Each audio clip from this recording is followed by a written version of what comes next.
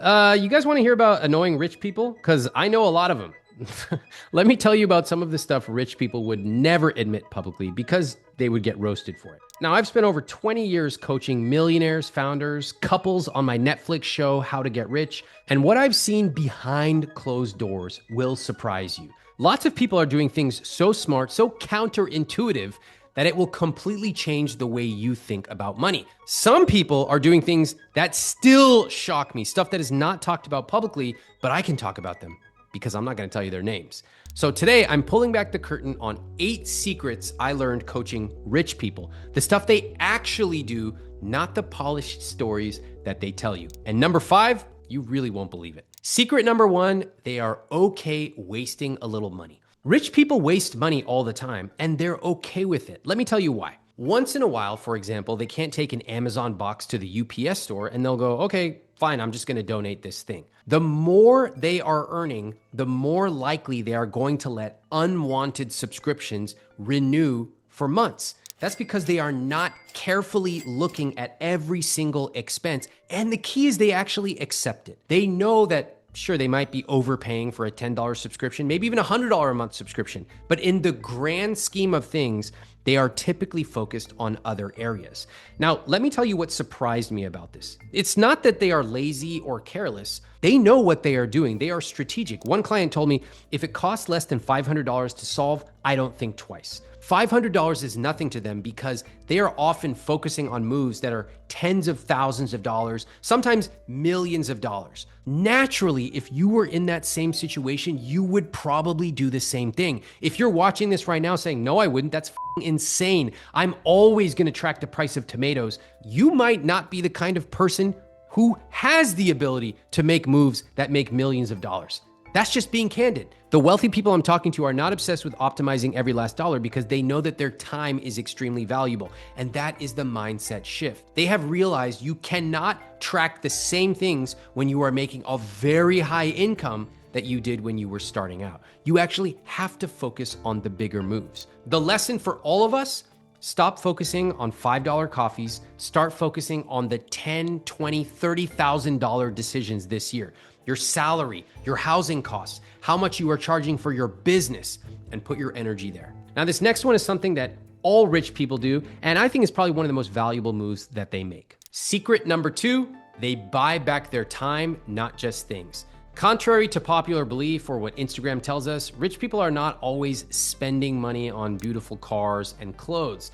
I don't mind it. I love nice clothes, but it's important to know that the people that I work with who are wealthy typically focus more on buying back their time than others. They'll pay for convenience. That could be a personal chef. That could be somebody to help come up with ideas for date night with their spouse. It also could help in accompanying things like the cost of a babysitter. And it often does not have to be that expensive.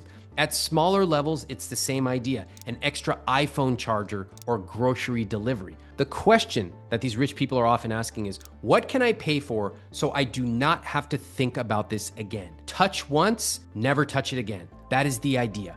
Because if you are constantly facing a problem in your life, rich people want it solved and they never want to think about it again. That's because they have more money than time. So here's how you can apply this same thinking. Think about a way that you could spend 20 bucks, 50 bucks, 100 bucks to buy back a little bit of time. You don't have to do this for your entire life, but just try it. See how it feels for a week, see how it affects your finances, and then you will start to build the habit of buying back your time. Now, I gotta tell you, not all the items on this list are about how smart and glamorous rich people are. Sometimes they do some really dumb stuff, like the next one. Secret number 3, they ignore big fees and it costs them millions.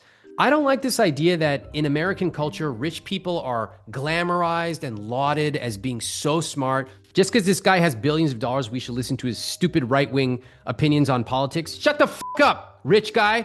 You would think that rich people are financial geniuses, but often they are just good at making money. Managing it, they are not that good. For example, a lot of wealthy people pay an AUM fee to a financial advisor. This is something like 1% on their investments. They often will sign up for these larded up private equity investments that are illiquid for a decade, and they don't even beat the S&P 500. Also, wealthy people, when they buy and sell cars, which can happen frequently, there are massive transaction costs. They don't even know them, nor do they really care. I think you can do better than this. You can actually beat the returns of lots of wealthy people by paying attention to how much your fees will cost you over time. For example, never pay a percentage of your portfolio to an advisor. If you decide to hire an advisor, pay a flat fee, an hourly rate, or a project basis if you need help. Run the numbers on buying and selling big ticket items like cars and houses.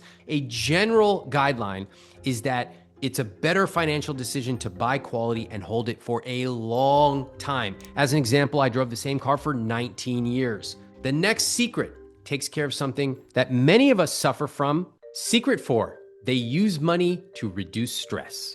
Now, I knew this wealthy guy who once told me that he always books Uber Black. And I was really confused, like, why? I'm perfectly fine with UberX, what's the point? And he told me, he said it's basically irrelevant to him from a cost perspective. It's not about luxury. He told me it was about certainty. He knew that he could just click at the top of the app. He didn't even have to scroll down. He didn't have to think about price. He knew that a nice, clean car would show up. They would drive professionally.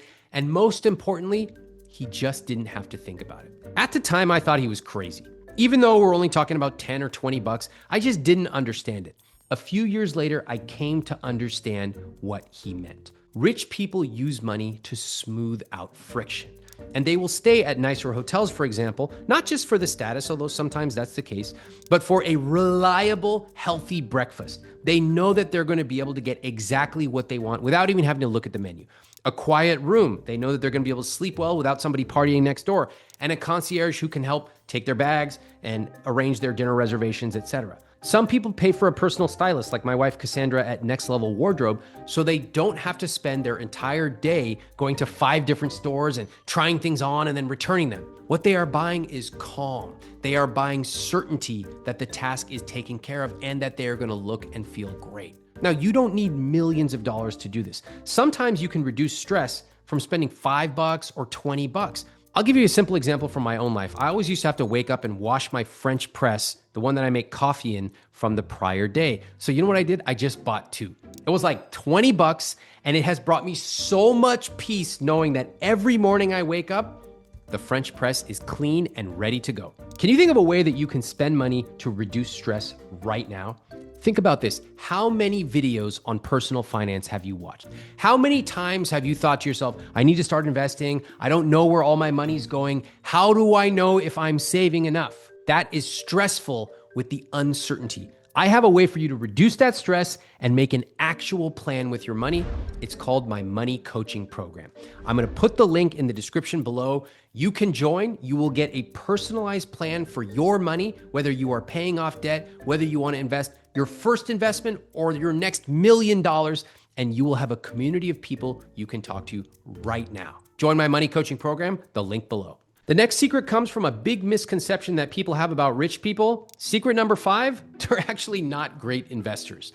A lot of wealthy people think that because they've made money through their business or through their career, that they happen to be super sophisticated investors. Honestly, rich people invest in all kinds of dumb dog shit investments. They chase exclusive deals, private equity, angel investing that often massively underperform the S&P 500. And the classic example is dentists and doctors. Horrible at investing, often seen as prey by Wall Street. As high income earners, they are frequently targeted by financial advisors working for Primerica and scammers, high commission products, whole life insurance. They're basically just sitting there as marks for everyone on Wall Street. Again, just because people made money does not mean they know how to manage it or grow it. It just means they have a lot of money. That does not make you a skilled investor. Meanwhile, the boring investors, the bogleheads, the ones investing in index funds, automation with a long-term focus, they quietly crush them. Here's how you can do it. Automate your contributions to an index fund or target date fund. Leave it alone. Consistency beats cleverness. In fact, a lot of you would do better to stop listening to all these freaking investing podcasts. Take the account you have for your 401k, maybe your taxable account, lose the password for the next 45 years, and then come back and see how many millions of dollars you have. All right, you all don't want to listen to that though, do you? Let's keep going then. The secret of rich people is not what they invest in, It is how little the successful ones have to think about their money. Secret number 6, they build systems for everything. There's this assumption that rich people must have complicated finances and the investments that they have to manage and track all day. Actually, not true at all. One of my clients runs a company with 400 employees. He spends 30 minutes a month on his personal finances because everything runs automatically. Bills are on autopay. Savings are automatically transferred. Investments automatically invest. Rich people do not want to have to keep looking at the weeds of every single decision in their life. They're building a system from childcare to workouts to nutrition, and they're moving on. Sometimes they use money to help, like having a personal trainer who can actually build the plan for them. Other times it's just good communication with their spouse or the people around them. They know that systems equal freedom. Systems are replicable, scalable. I remember I once spoke to a couple who had millions of dollars on my podcast and they could not spend it. They wanted time with each other, but they couldn't even hire someone to come in and do their laundry for them. I said, why? She goes, they can't fold the way I want it folded. A truly rich person who understands systems would fold their clothes, take photographs of them, and then put that into an SOP or standard operating procedure so that anyone they hire could look at the pictures and fold the clothes exactly how they want it. That is a system. The takeaway, you probably don't need a budgeting app. You definitely don't need to check your investments every morning. You can set up a system, set up a regular monitoring for it, not every day, and move on. Then let the system build your wealth while you sleep. Secret number 7, they don't always talk about money. I've seen millionaires that can't discuss spending with their spouse without it turning into a fight. What I have learned is that there's little correlation between how much money someone has and how frequently they talk about it. Many people think that when they make more money, their own habits are going to magically change. I'm going to magically feel better about money when I have $50,000 or $500,000 more. Never happens. I'm going to magically become better at communicating with my spouse when we have $100,000 more dollars. It's never going to happen. Money does not become magically easier just because you have more of it. If anything, the stakes get higher and the conversations become more fraught. So here's what you should do. Schedule a 10-minute money talk this week with your partner, a friend, your parents, even just to ask them, how did you think about money when we were younger? The earlier you start talking about money and the more you shine a light on this topic, the more comfortable you are going to be. If you've made it this far, I want to keep showing you how to improve your relationship with money, so hit subscribe.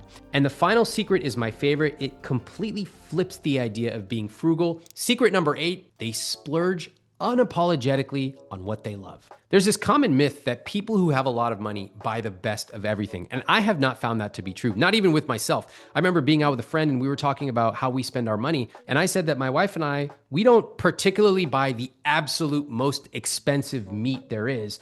We are much more focused on the quantity we eat rather than spending an extra $20 a pound on chicken. He was shocked.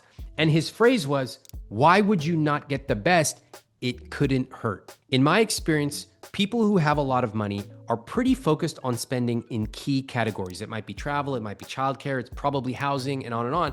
But there are other things they just simply do not care about. Here's what I want you to do. Pick your one money dial, the thing that you love to spend money on, and turn that dial up this month. It could be food, travel, health and wellness, whatever lights you up. Spend extravagantly. Just try it once. Make sure you can afford it, but try it. Cut mercilessly everywhere else.